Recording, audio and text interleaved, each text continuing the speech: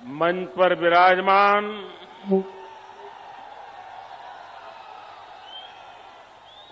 Bharatiya Janata party के राष्ट्रीय सचिव श्रीमान सिद्धार्थनाथ सिंह जी, गोरखा जनमुक्ति मोर्चा के अध्यक्ष श्रीमान बिमल गुरुंग जी, भाजपा के प्रदेश महासचिव श्री विश्वप्रिय रॉय चौधरी जी, ग्रेट कुछ बिहार पीपल्स एसोसिएशन के चीफ पैट्रन महाराजा अनंत राय जी, यहां के हमारे अध्यक्ष श्री गंगा प्रसाद जी, श्री मनोज टिग्गा जी, श्रीमान रविन्द्र जी, श्रीमान जॉन बारला जी और विशाल संख्या में पधारे हुए मेरे प्यारे भाइयों और बहनों,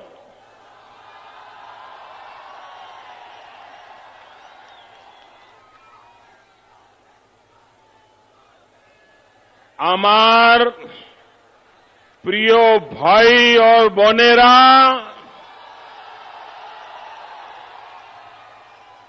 আমি জানি আপনারা চায়ওয়ালা, আমিও চায়ওয়ালা।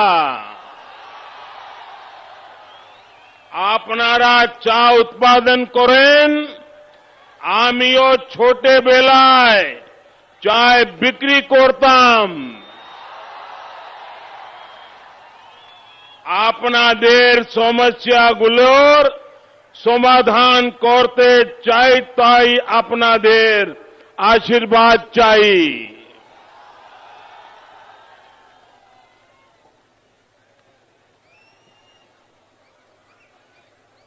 मेरे प्यारे भाइयों बहनों, मैं इस मंच के चारों तरफ दूर दूर तक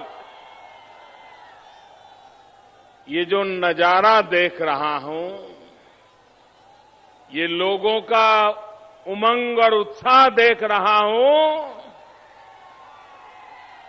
दिल्ली में बैठ करके मुझे भी अंदाज नहीं आ सकता है कि परिवर्तन की ऐसी एक आंधी यहां आई है।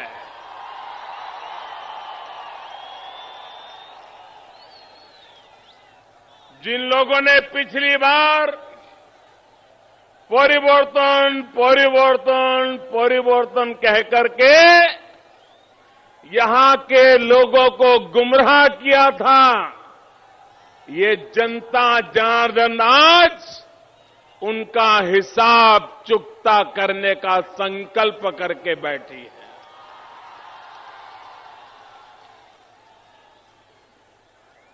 पिछले चुनाव में तो हम सुनते थे, मां माटी मानो। अब क्या सुना 5 साल तक? मां माटी मानुस नहीं, एक ही बात सुनते रहे, मौत मौत और मौत। मां माटी मानुस की जगह ये पश्चिम बंगाल में मौत ने ले ली है। मुझे अभी बताया गया, कल ही चाय बागान में मजदूरी करने वाले हमारे 2 साथियों की मौत हो गई। यहां से 2 किलोमीटर दूरी पर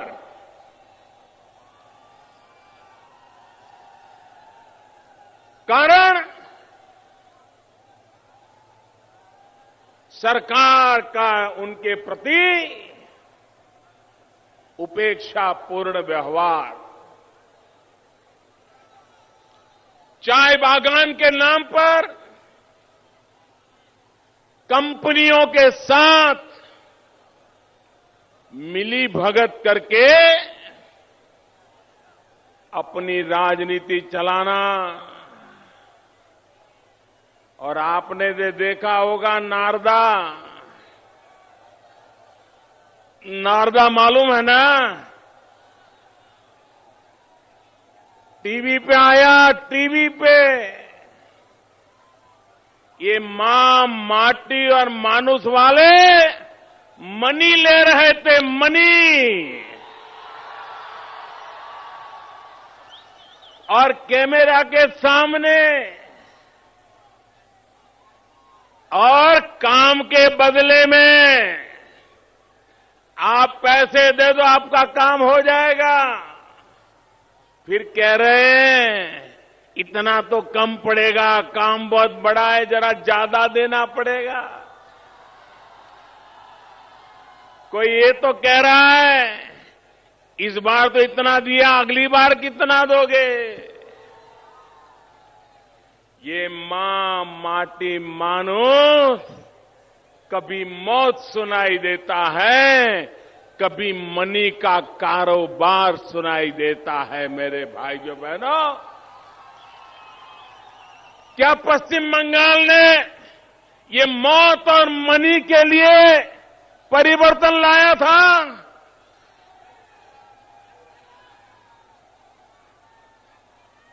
और मैं तो हैरान हूं, जब पिछली बार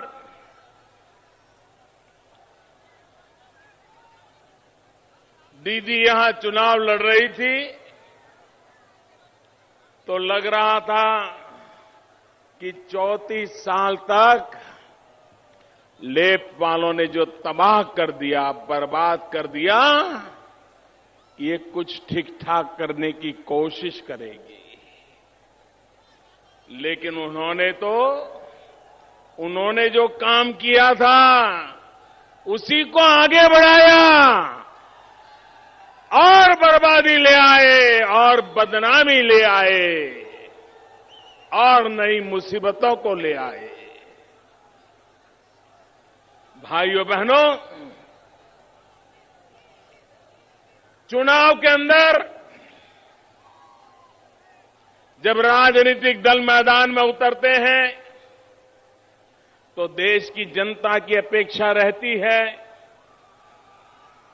कि पार्टियां ये बताएं कि उन्होंने पानी के लिए क्या काम किया, कितने पाइपलाइन डाले, कितने हैंडपंप डाले, कितने तालाब खुदवाए, कितनी नहर बनवाई।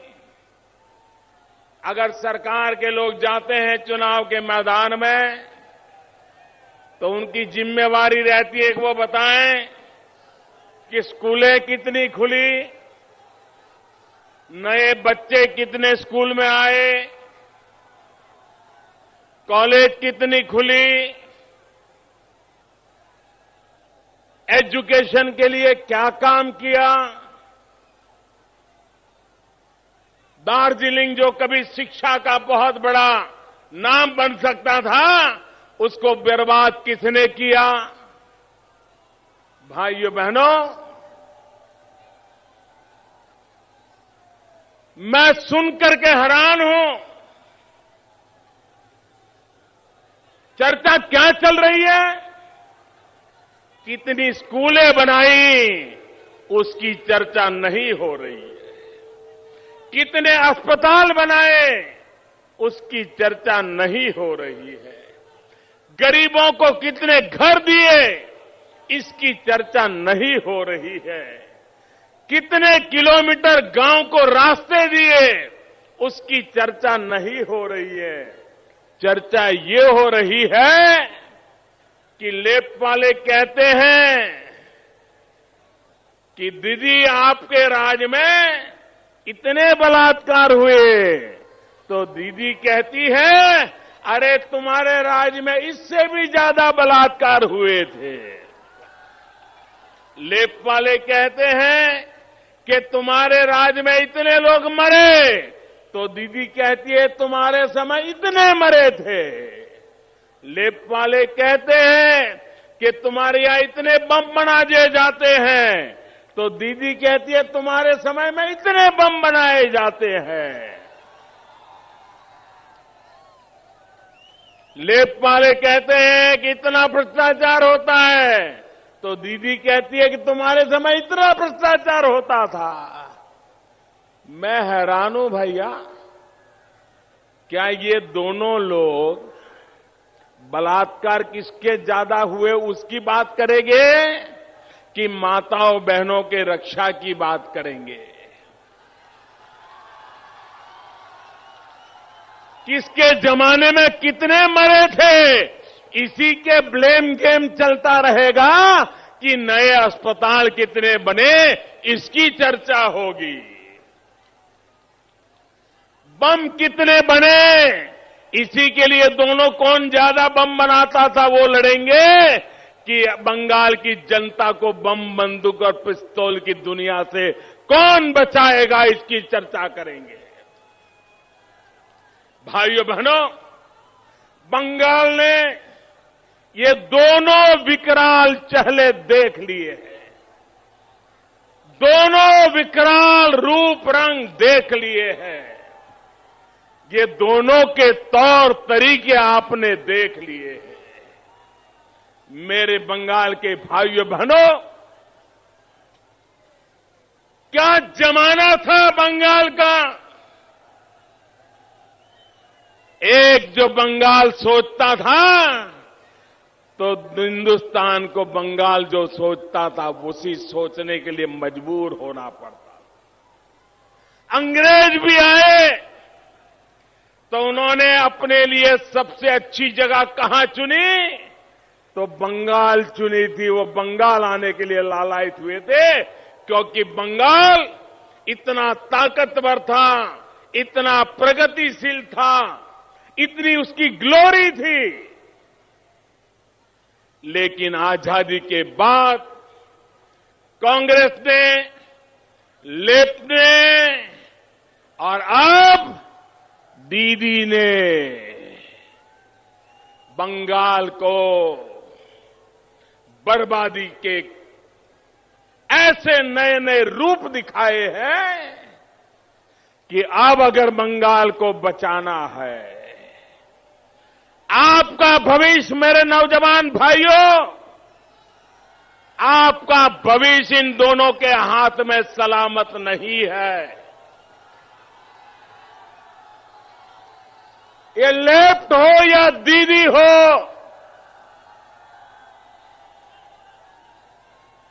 ये आपका भाग्य सुरक्षित नहीं कर सकते।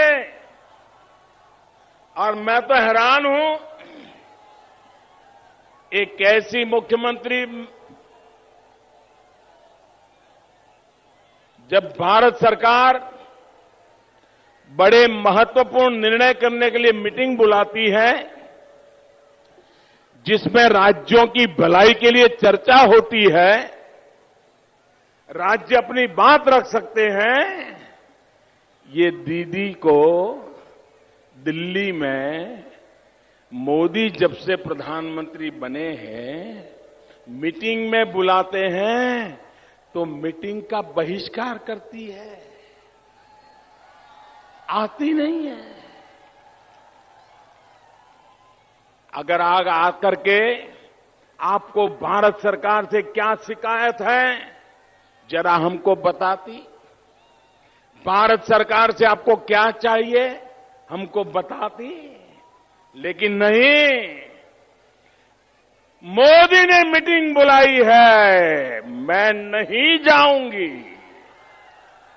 बंगाल का नुकसान हो तो हो, बंगाल बर्बाद हो जाए तो हो जाए, बंगाल के नौजवानों का भविष्य तबाह हो जाए तो हो जाए, लेकिन मैं मुख्यमंत्री ऐसी अपने आप को मानती हूं कि मैं प्रधानमंत्री की मीटिंग में भी नहीं जाऊंगी।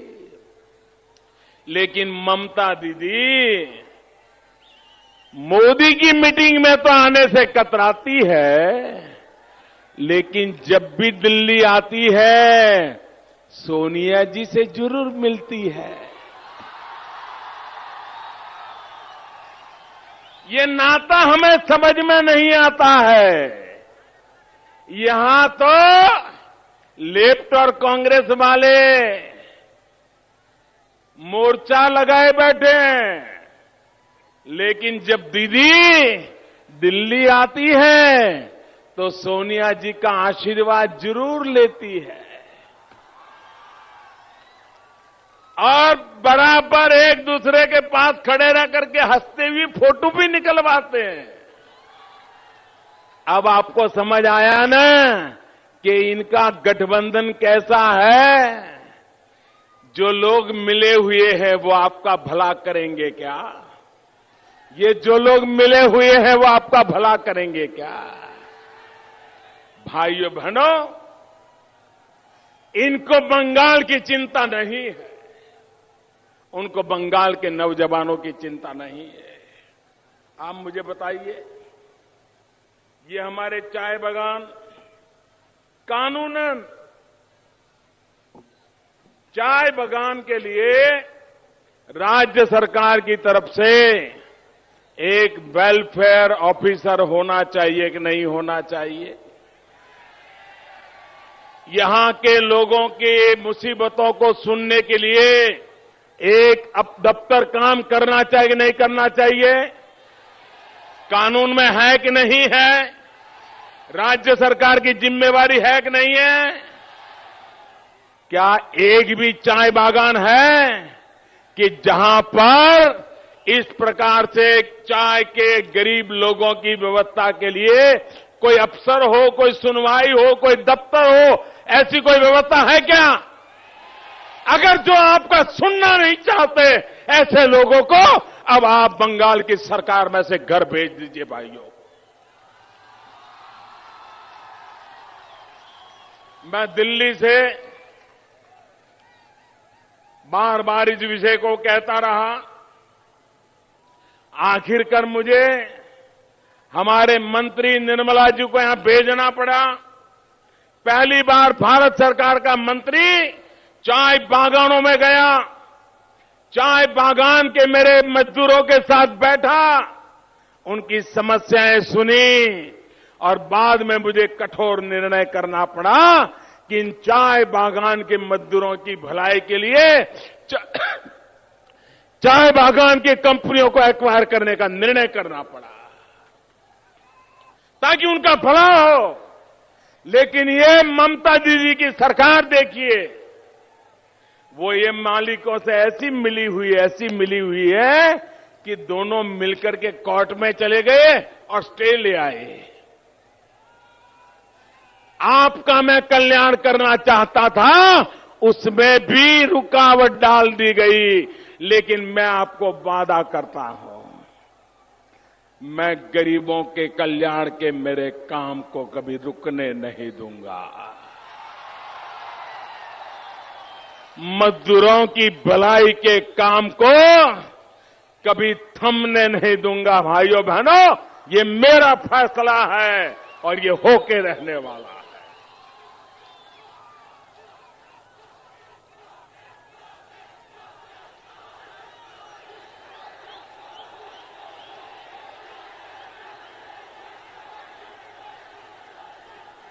भाइयों बहनों,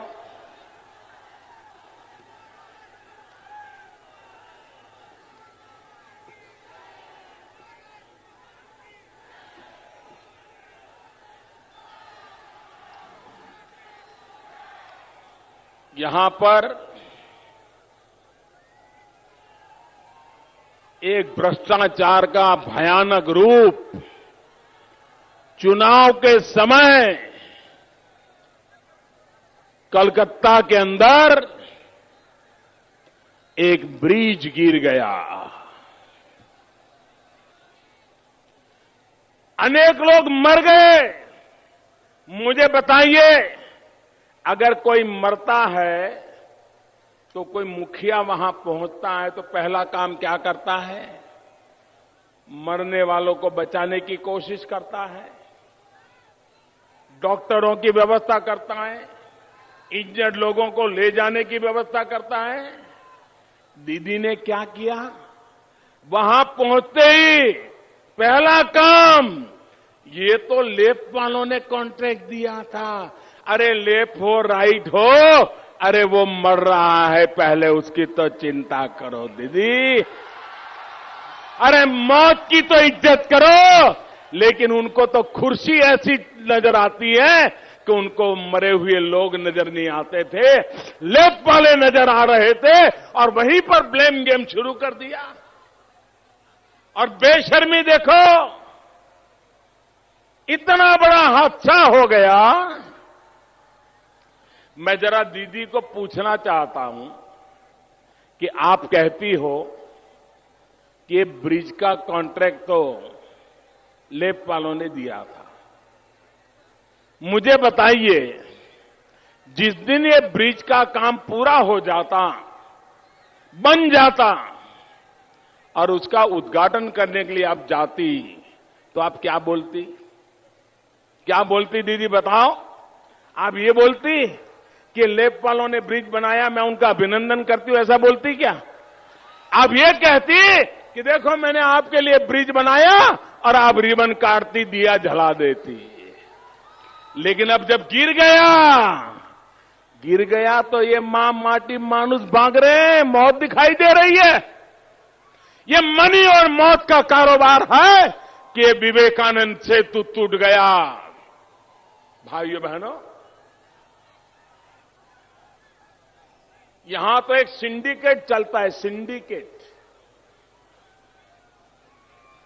वो सिंडिकेट का ऐसा जाल है, कभी कभी तो लगता है कि सिंडिकेट के नाम पर ही यहां के सारी तंत्र को इन्होंने दबोच के रखा हुआ है। यहां पर भी सैंडलवुड की सिंडिकेट चलती है, सैंडलवुड की। और मैं इलेक्शन कमीशन का आभारी हूं कि जैसे वहां वो ब्रिज गिर गया तो यहां पर ये सैंडलवुड की सिंडिकेट की गाड़ियां पकड़ी गई और पता चला कि हर साल हजारों करोड़ रुपयों की लकड़ी, चंदन की लकड़ी, ये सैंडलवुड सिंडिकेट के द्वारा चोरी हो जाती है। जंगलों को तबाह कर दिया जाता है और लुटेरे लूट के चले जाते हैं। और इतना बड़ा ब्रिज टूट गया तो क्या कहते हैं ये लोग? ये कहते हैं ये तो एक्ट ऑफ गॉड है। दीदी, ये एक्ट ऑफ गॉड नहीं, ये तो एक्ट ऑफ फ्रॉड है, फ्रॉड। ये एक्ट ऑफ फ्रॉड का परिणाम है। ये एक्ट ऑफ गॉड तो उस मात्रा में जरूर है क्योंकि चुनाव के दिनों में गिरा ताकि पता चले कि आपने कैसी सरकार चलाई है। इसलिए भगवान ने लोगों को संदेश दिया है कि आज ये ब्रिज टूटा, कल ये पूरा बंगाल ऐसे ही खत्म कर देगी, इसको बचाओ। ये भगवान ने संदेश भेजा है।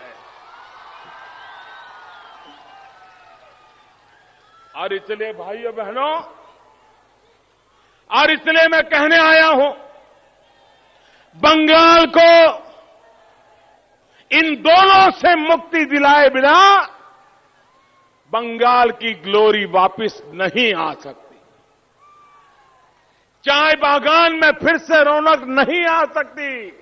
मजदूरों को अपने हक की चीजें मुहैया नहीं हो सकती है। भाइयों बहनों, मैं हैरान हूं, यहां पर भारत सरकार गरीब की थाली में चावल आए, इसलिए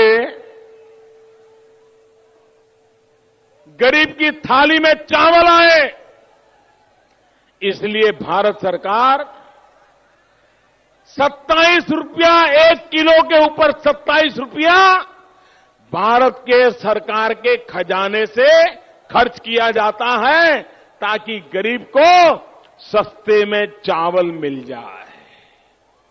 भाइयों बहनों, यहां पर मजदूरों को पीडीएस सिस्टम का भी जितना लाभ मिलना चाहिए उतना मिल नहीं रहा है और इसलिए यहां के मजदूर को चावल बाजार में महंगे खरीदने जाना पड़ रहा है।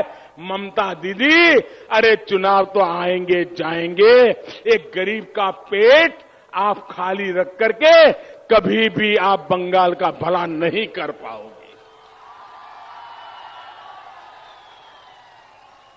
भाइयों बहनों, हमारा देश हमेशा हमेशा हमारे गोरखा भाइयों के लिए गर्व करता आया है। आज भी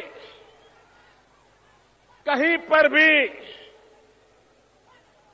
भरोसा करना हो तो लोग कहते हैं भाई हमारी मिलकत संभालनी है तो गोरखा लड़का होगा ना तो कभी कोई मुश्किल नहीं, अपनी जान की बाजी लगा देगा, लेकिन हमारे ऊपर कोई तकलीफ नहीं आने देगा।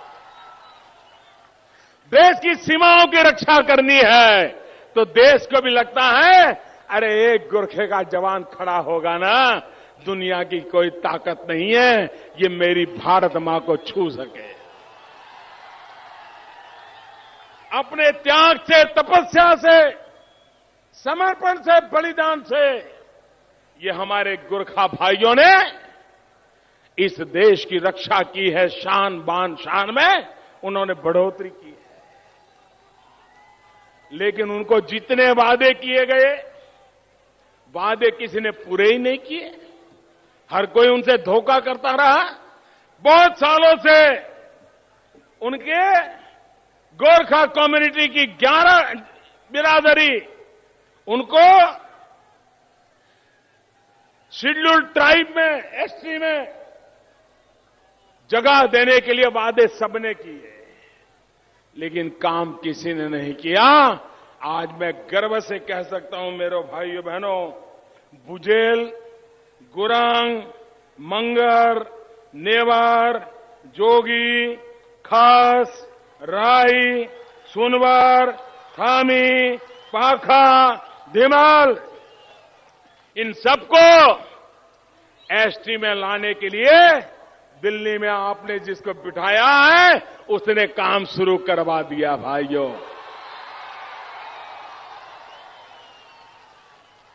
मैंने कहा था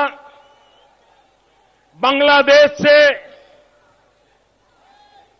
जो शरणार्थी बनकर के आए हैं, जिनको मजबूरन बंगाल देश छोड़ करके आना पड़ा है, उनका गुनाह यही था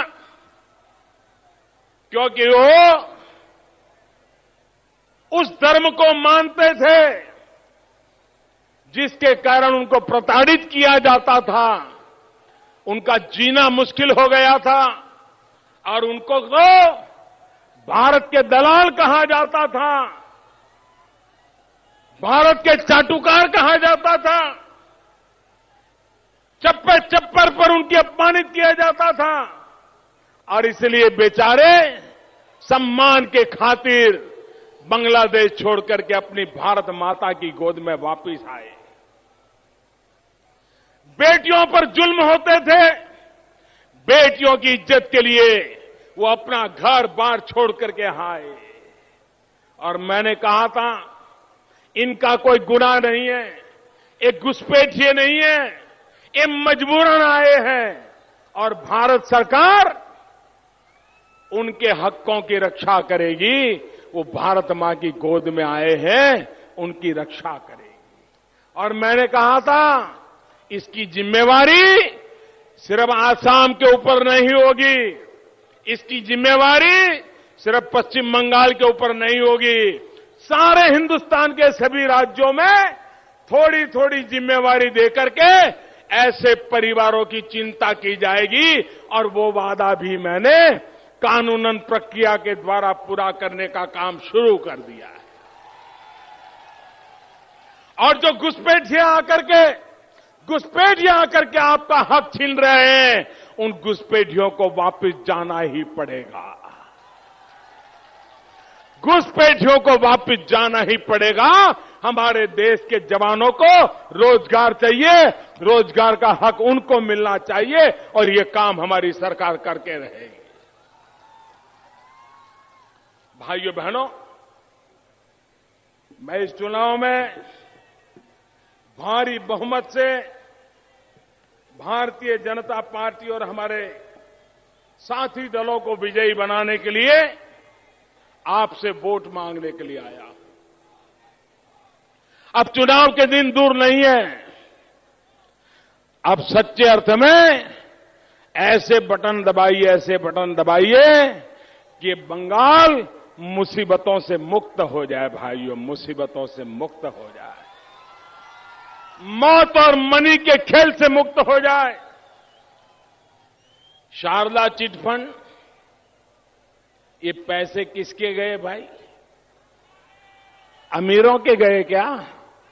शारदा चिटफंड में गरीबों के पैसे गए कि नहीं गए? मजदूरों के पैसे गए कि नहीं गए?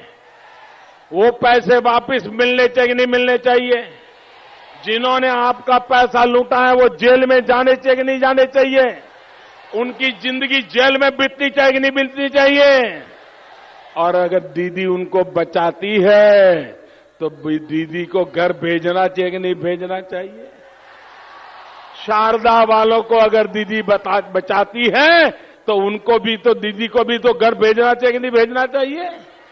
और ये लेप वाले कांग्रेस वाले जिन्होंने 34 साल तक मौत का खेल खेला है, क्या फिर से वो मौत का खेल देखना है? यहां फिर से बर्बादी देखनी है? भाइयों बहनों, आपने बर्बादी बहुत देखी है, आपने बर्बादी बहुत देखी है। एक बार, मैं ज्यादा नहीं कह रहा हूं, 5 साल के लिए हमें अवसर दीजिए, हम बताएंगे कि सरकार कैसी होती है। हम जहां जहां सरकार में बैठे हैं उस राज्यों में विकास हुआ है। मध्य प्रदेश देखिए, छत्तीसगढ़ देखिए, झारखंड देखिए, गोवा देखिए, महाराष्ट्र देखिए, गुजरात देखिए, राजस्थान देखिए, आज हरियाणा देखे, पंजाब देखे, जहां जहां पर भारतीय जनता पार्टी को सेवा करने का मौका मिला है वहां एक ही काम हुआ है, विकास, विकास और विकास। मैं आपसे विकास के लिए वोट मांगने आया हूं, बच्चों की पढ़ाई के लिए वोट मांगने आया हूं, नौजवानों की कमाई के लिए वोट मांगने आया हूं, बुजुर्गों की दवाई के लिए वोट मांगने के लिए आया हूं, गांव को सड़क मिले इसलिए वोट मांगने आया हूं, घर में बिजली आए इसलिए वोट मांगने आया हूं, आपको पीने का अच्छा पानी मिले इसके लिए वोट मांगने आया हूं। और इसलिए मेरे भाइयों बहनों, कल्याण करने के लिए हमें वोट दीजिए, इस एक अपेक्षा के साथ आप सबका बहुत बहुत धन्यवाद।